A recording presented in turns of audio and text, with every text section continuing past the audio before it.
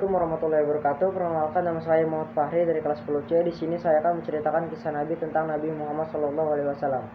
Nabi Muhammad SAW lahir pada hari Senin tanggal 12 Rabiul Awal pada tahun Gajah, atau pada hari Senin tanggal 12 April tahun 571 Masehi di kota Mekah. Beliau dilahirkan oleh seorang ibu yang bernama Siti Aminah binti Wahab dan juga ayahnya yang bernama Abdullah bin Abdul Muthalib. Beliau dilahirkan dari suku Quraisy, yaitu suku yang paling terkenal dan sangat dihormati oleh masyarakat Arab pada saat itu. Nabi Muhammad SAW lahir dalam keadaan yatim, dikarenakan ayahandanya telah meninggal dunia saat Nabi Muhammad masih berusia 2 bulan di dalam kandungan ibunda tercintanya.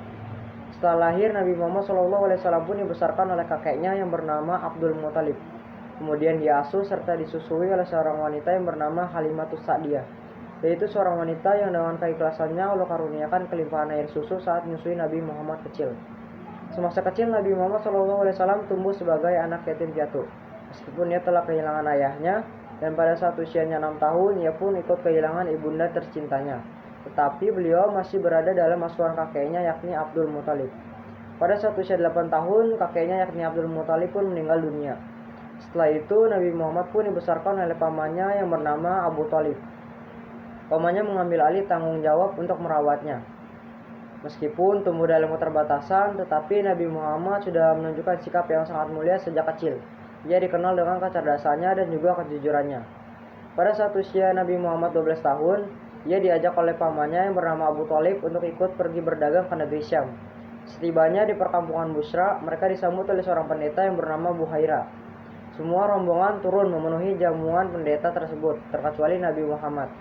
Lalu Abu Thalib pun mulai menceritakan sifat-sifat yang dimiliki oleh Nabi Muhammad kepada Buhaira. Buhaira pun mengatakan bahwasanya kelak Nabi Muhammad akan menjadi pemimpin yang besar suatu saat nanti. Ia mengetahui sifat-sifat tersebut dari kitab-kitab yang telah dipelajarinya. Maka pada saat itu Buhaira pun meminta kepada Abu Thalib untuk tidak membawa Nabi Muhammad pergi ke negeri Syam, dikarenakan khawatir kaum Yahudi yang ada di sana akan mencelakai Nabi Muhammad.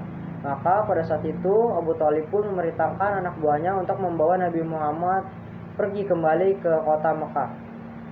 Pada saat usia 25 tahun, Nabi Muhammad mulai berdagang bersama seorang wanita kaya raya yang bernama Khadijah binti Khuwailid. Khadijah memberikan modal kepada Nabi Muhammad untuk berdagang dengan sistem bagi hasil. Setelah melihat kejujuran dan budi pekerti yang luhur, akhirnya Khadijah pun melamar Nabi Muhammad melalui sahabatnya, yakni Nafisah binti Umayyah. Pernikahan mereka pun menjadi simbol cinta yang tulus dengan Khadijah yang selalu mendukung perjuangan dakwah Nabi hingga akhir hayatnya.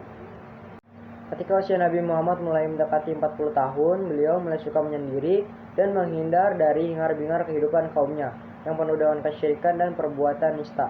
Berbekal sekantong makanan dan air secukupnya, Nabi Muhammad pun sering pergi menuju Gua Hiro yang berjarak sekitar 2 mil dari kota Mekah.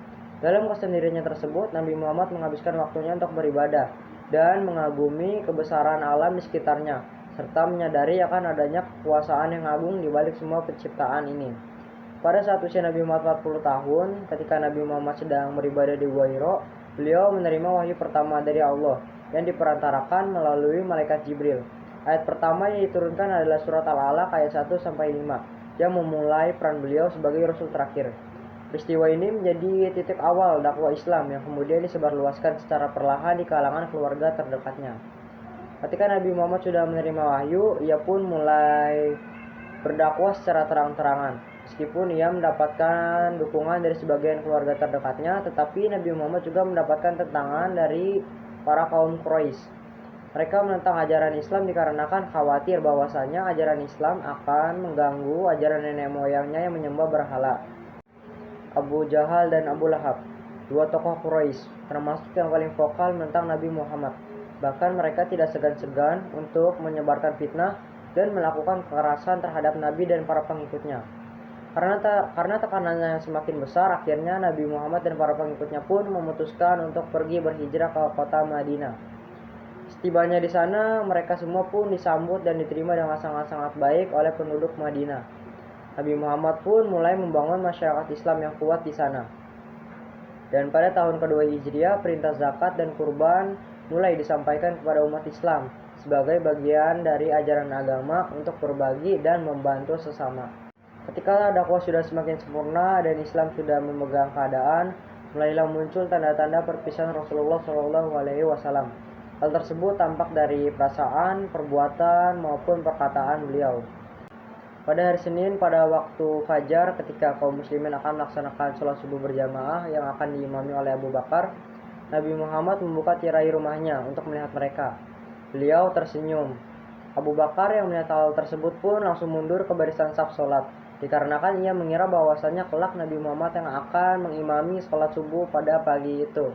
Akan tetapi Nabi Muhammad melambaikan tangan sembari memberi isyarat kepada mereka semua untuk tetap terus melanjutkan sholat subuhnya. Setelah kejadian itu, pada waktu duha, tepatnya pada hari Senin tanggal 12 Rabiul Awal tahun 11 Hijriah, yang dimana Nabi Muhammad berusia 63 tahun, ia pun meninggal dunia.